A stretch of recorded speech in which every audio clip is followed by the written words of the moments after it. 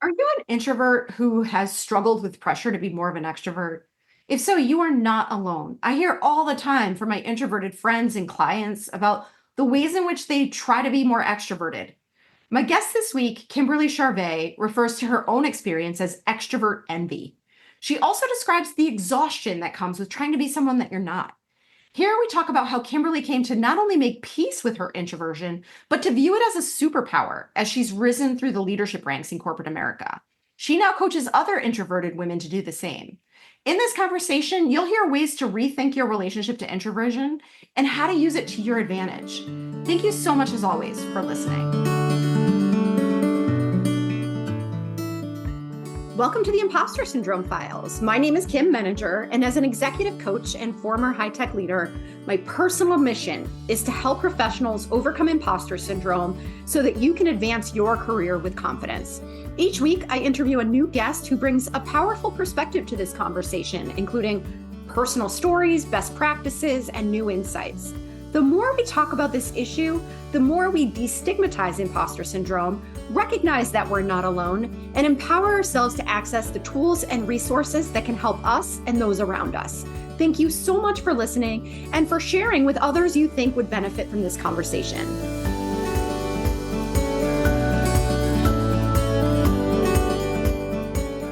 Welcome, Kimberly. It is so great to have you here today, and I would love to start by inviting you to introduce yourself. Thank you so much, Kim. Love your name. Let's start with that. So, hi, everybody. I'm Kimberly Charvet. I am located in a northwest suburb of Illinois. I am a wife and a mom to a blended family of 5. We have our oldest is 33 and married, and I have 2 grandkids already. So that's super fun. And our youngest is 8 and starting 3rd grade in a couple of weeks. So we really kind of span the gamut as a family. As a mom of a big family, like it's a lot of demands and a lot of a lot of time spent in a million different places. But I wouldn't have it any other way. I think that's one of the great things about being a woman is that we're able to like multitask and do so many different things at one time. So I am a self-proclaimed introvert to the core. And so I have been an introvert my whole life. I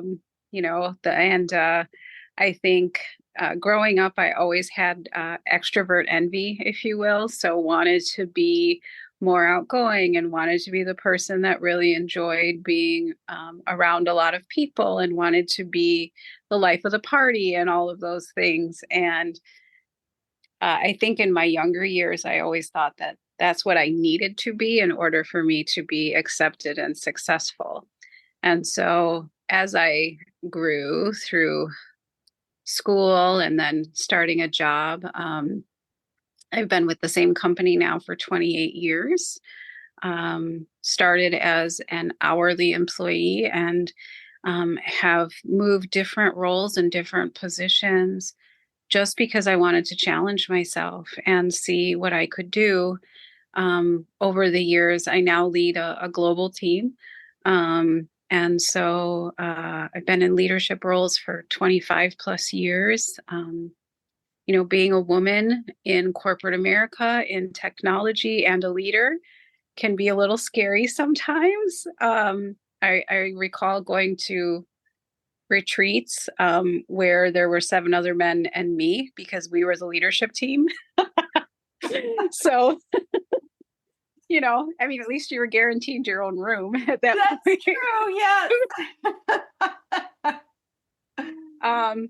And a couple of years ago, I decided that I wanted to start coaching. So I went and got my life coaching certification, and I'm now coaching introverted women in business and life coaching, helping them to believe in I call it the hidden superpowers of an introvert, and really believe in themselves and try to find ways to help them be successful. My favorite thing to do with my women in business is to help them get unstuck. So that's a little bit about me. So great. I mean, I love your story and I can't wait to dive into it. And I love the term extrovert envy. And I often think about the ways in which the there's a bias toward extroversion in the Mm-hmm. workplace and often in the world because there does seem to be I I don't know if it's a priority or whatever placed on people who are loudest and fastest, but that doesn't Right.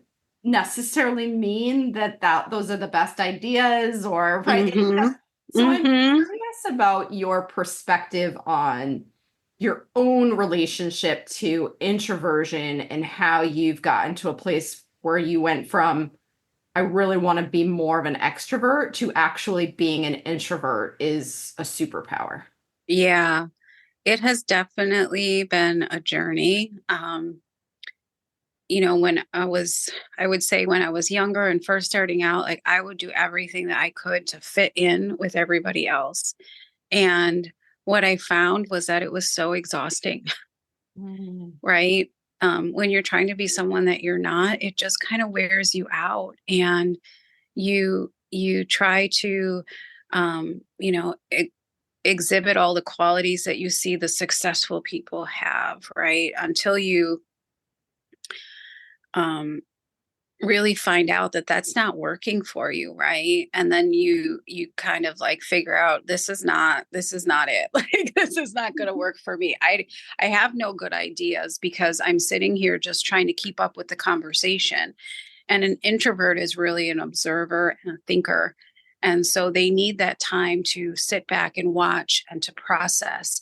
And that's when the great ideas come from. That's where the things that other people don't see will come because the introvert has taken the time to evaluate the whole situation and they see maybe the obstacles that other people didn't see.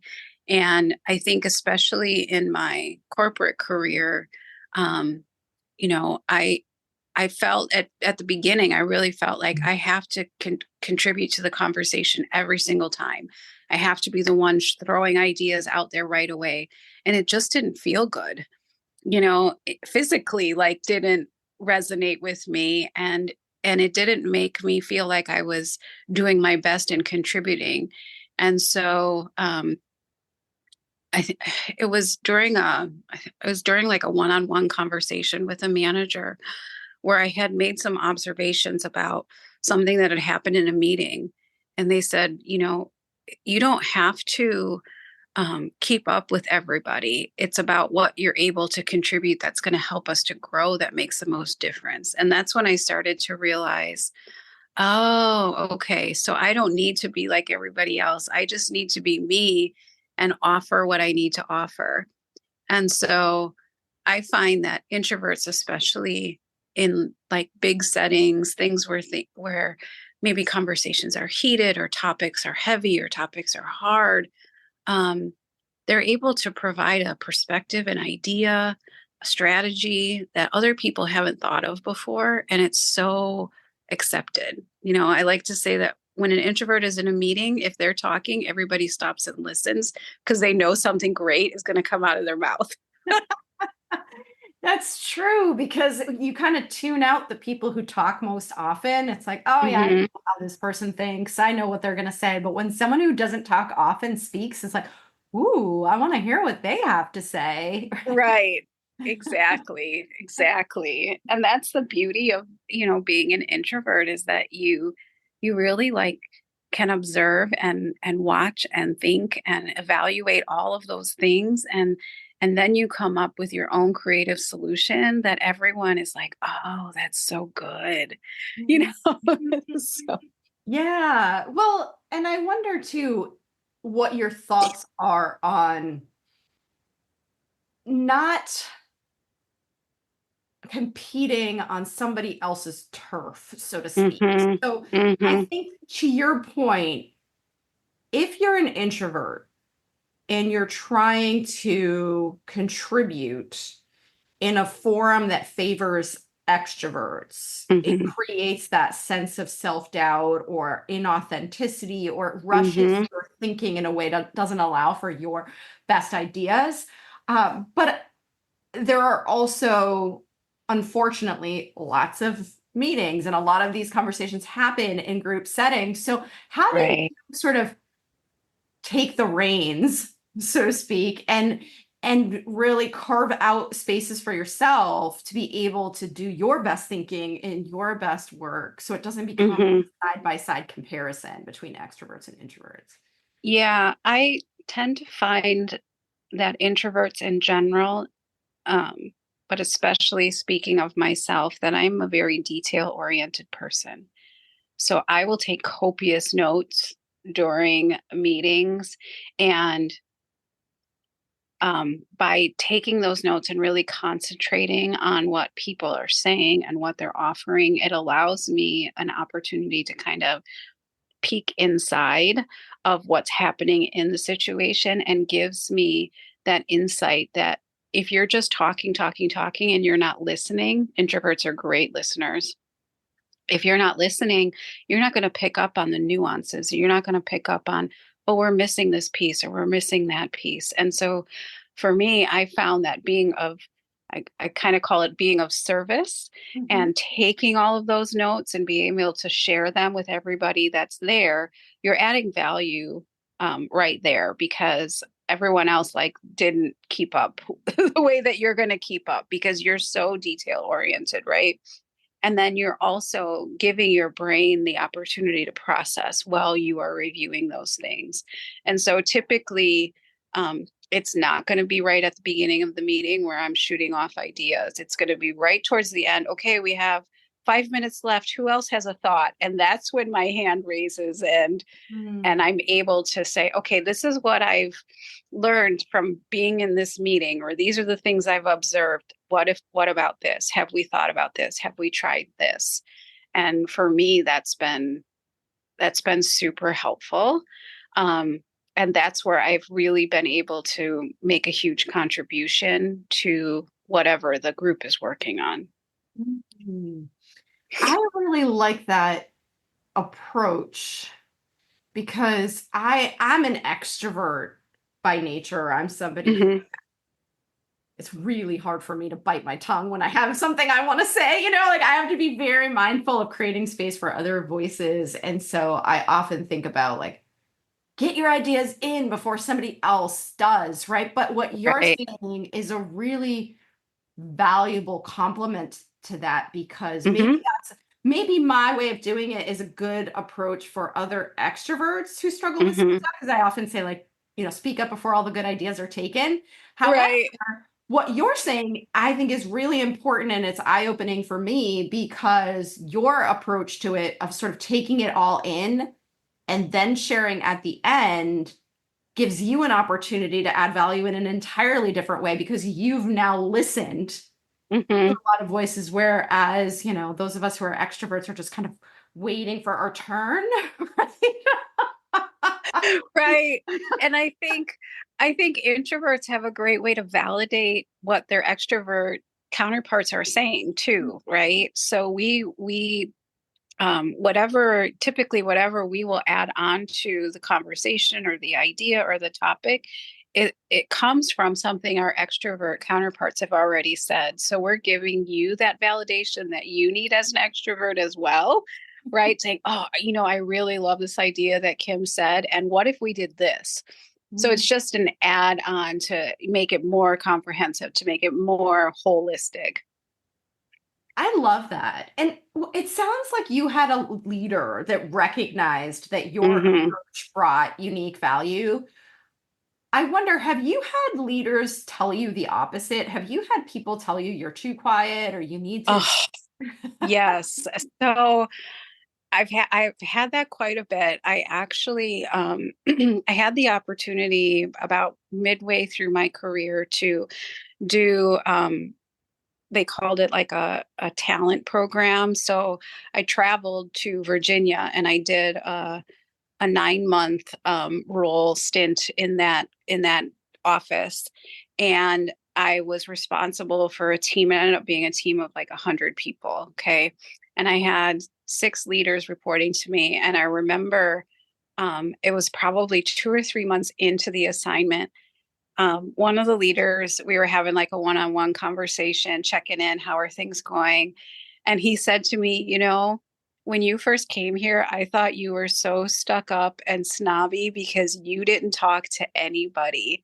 He's like, and now I know that you are so warm and so kind and so caring. And it's just because you're introverted and you tend to like want to observe things instead of engaging right away. And I'm like, and that was so eye-opening for me Wow. I to love hear that. Yeah. out loud. I love that he actually shared that with you. Mm-hmm. Mm-hmm. Yeah. And, I've had the opposite where I've had leaders, in a negative way tell me you're too quiet, you don't contribute enough in meetings, you don't do this, you don't do that, and that's because I wasn't like them, basically, is what it boiled down to, Mhm. I don't operate the same way that you do. And that's going to happen in the workplace, right? And you just have to learn to like navigate through those and figure out, well, what is best for me? What is the right thing for me to do here?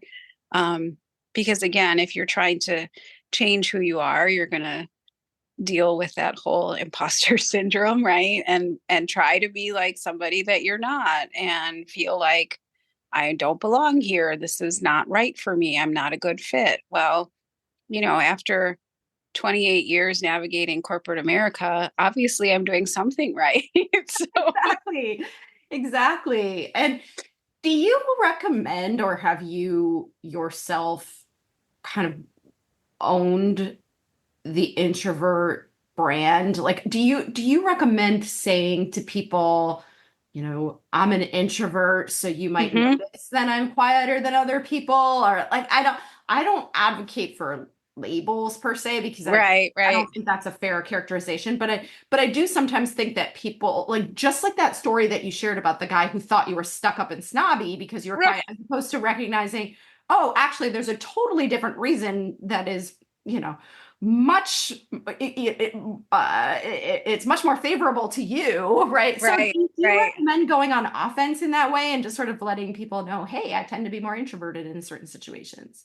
Yeah, when I'm first meeting people, I always tell them, just so you know, I'm an introvert. It's not that I'm not interested in you, but my nature is to observe.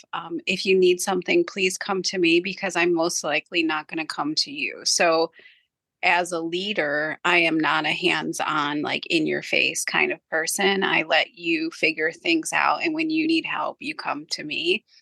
And I feel like I do the very same thing from a coaching perspective. Like you lead the conversation, you tell me what it is that you need, and then we will figure out together how to overcome that. Um, being a coach for introverted women eases that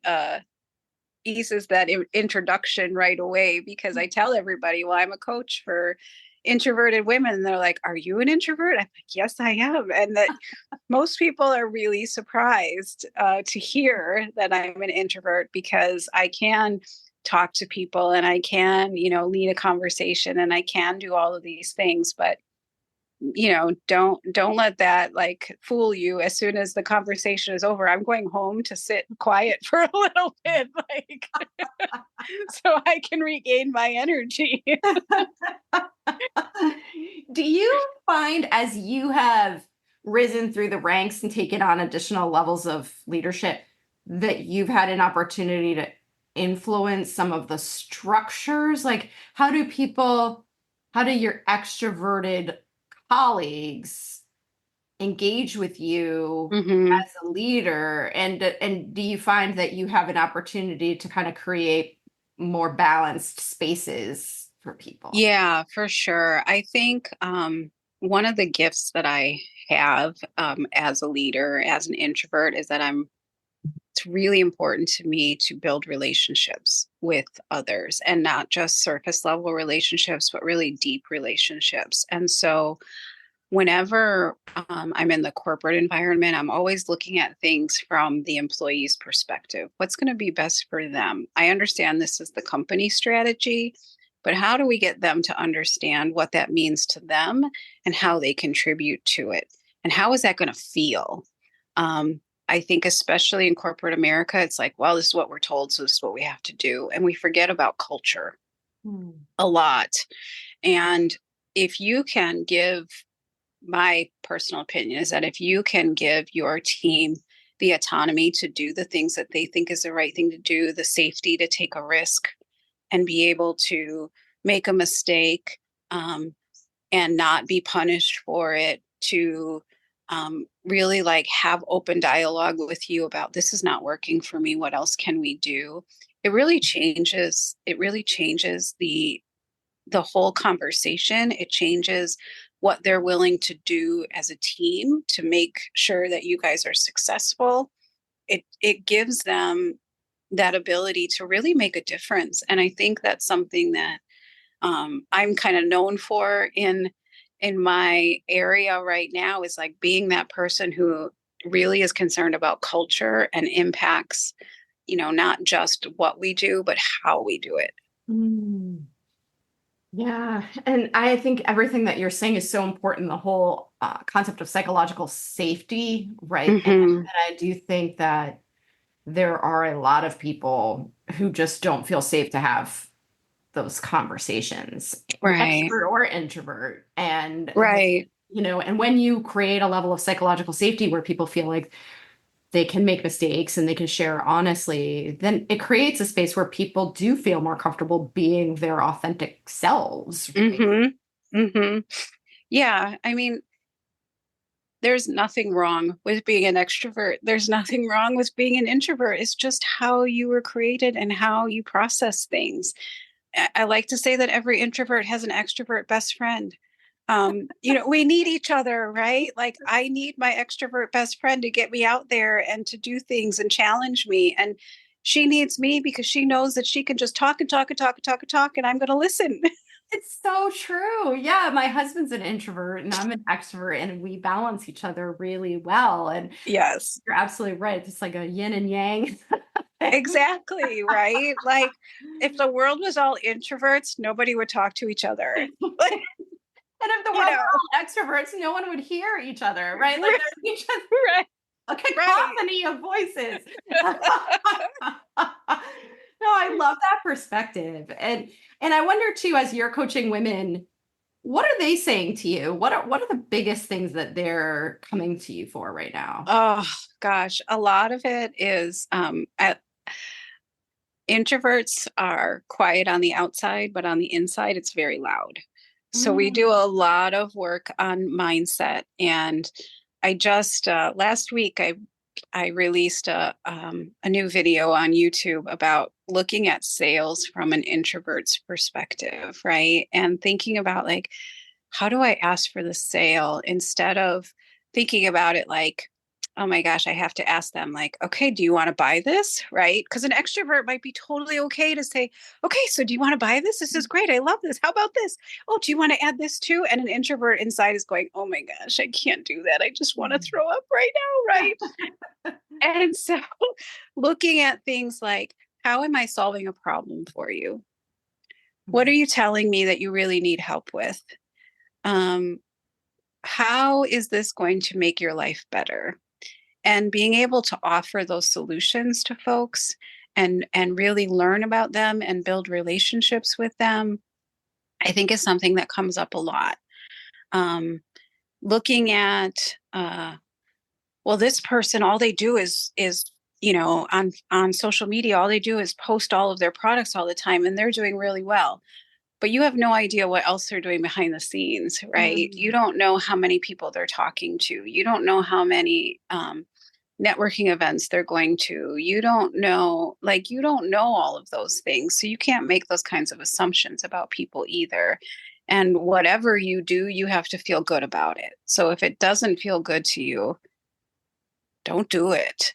And those are some of the conversations that we have a lot is really understanding like how can I do this in a way that feels good to me? And how can I do it so that it's aligned to really what I'm supposed to be doing on this planet, right? Everybody has a purpose, everybody has a why.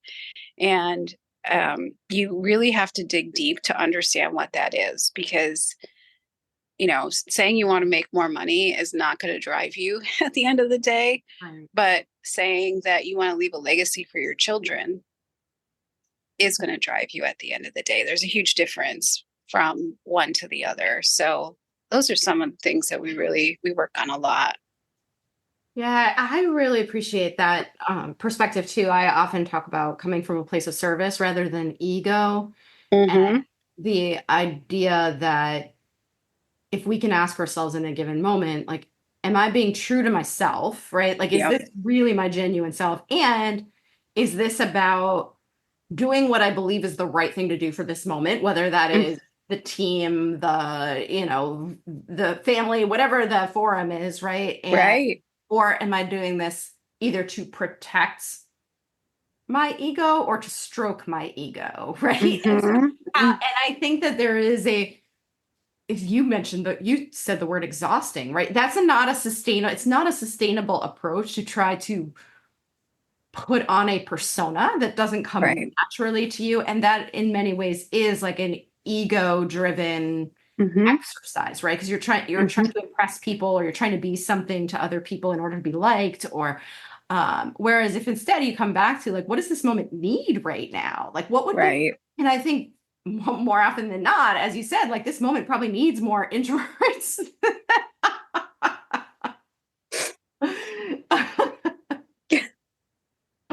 uh, I is, love it. is, is there and this is an oversimplification, I completely understand, but is there like a first step or a tip that you would give to women listening who are resonating with this and thinking, I really want to embrace my introversion, but I feel like I'm surrounded by all these extroverts that are putting all this pressure on me. Like, where do I start? Yeah. My favorite exercise, and it's a challenge, so start small, but my favorite exercise is I call it an I am 100s list. And you're creating a positive statement of 100 things that you are. Usually, as an introvert, you're going to struggle to get past like 20. But this is where I would encourage you to ask the people around you, what's a quality about me that you admire? Mm. What's something about me that you wish that you had? What's something about me that you really appreciate? And you will be surprised at the things that people say to you. Um, it's always so affirming, and it's always so, it can be surprising. I think sometimes you're like, wow, I didn't realize that you saw me that way. I'll never forget when my extrovert best friend, she's like, when she decides that she wants to do something, when Kimberly decides that she wants to do something, it's going to get done, and it's going to get done better and faster than anybody else because she is so dedicated and so driven. And I'm like, wow, like that has stuck with me. It was probably 25 years ago that she said that to me, and it is still sticks with me today. And I hear that in my mind whenever I'm struggling with something like this is just not working. I don't understand. I should just give up. And I hear her voice in my head say that to me. And I'm like, wow. Mhm. So that's my favorite. That's my favorite way to get started is just start by affirming yourself and then ask the people around you that you trust, what do you think? What are some of my favorite qualities? Mm. I love that. You just reminded me of something I saw on Facebook recently that said, like, we should say to people the things that we would say at their funerals, at their birthday Mm-hmm. parties. Right. It's like we wait until someone's gone Right. to admire them and talk about all these great things, but Yeah. creating these opportunities to get that kind of insight from the people around Mm-hmm. us. And also, I think it's a good invitation to everybody to share that Mm-hmm. actively with the people around them too, because a lot of people will be nervous about asking, but for us to be able to go out there and say, hey, what I really appreciate about you is, Right. you know, Right. And if you're uncomfortable, you can just tell someone, hey, I'm working with this coach and she told me to do this. Exactly. It's my assignment. Right? I will fully take credit for that. You can tell them my coach said to do this and it's okay with me. I love it. I think that's such a great idea. Oh, this has been so fantastic, Kimberly. I absolutely love what you're sharing and appreciate so much that you have been willing to be here today and share your perspective. Where can people find you if they want to learn more about you, to access your support? I am everywhere. So, easiest way is my website, which is kimberlycharvet.com. It's under construction at the moment, so I will tell you that. But you can find me on Facebook, on Instagram, on LinkedIn. You can find me on Google under Quiet Spark Coaching. I also have a meetup group for introverted women. We just crossed the 900 member mark, so that's really exciting. Wow. Yeah. So I host speed networking for women in business twice a month and once a month just for introverted women to be able to get to meet other introverted women, because it can be hard the older you get to make friends, right? You're not on the playground anymore and you don't tell her dress is so pretty and you just want to be her friend, right? We don't do that as adults. And so it's just an opportunity to be able to meet other women. It's all over Zoom. It's all free. So it's just a chance for you to, get to know somebody else. And then I recently started a YouTube channel. So I drop little videos, 15 minutes or less every Wednesday on something that is going to help you as an introvert to find success in your life. So. Oh, that's great. So many resources, and I'll make sure there are links in the show notes as well. And thank you again, Kimberly, for being here, but also for your work. I think it's so important, and I just love what you're doing. Thank you. Thank you. Thanks so much for listening to the Impostor Syndrome Files. If you would like to continue this conversation in a safe and trusted space, I would love for you to join my virtual discussion group every Thursday at 12 p.m. Eastern. For the past several years, the group has been limited to women, but it is now open, regardless of gender, to anyone who is interested in exploring and troubleshooting common workplace challenges, building better awareness of ourselves and others, and becoming more inclusive allies at work. Check out the show notes for more info on how to find us, and please join us next week for another episode of the Impostor Syndrome Files.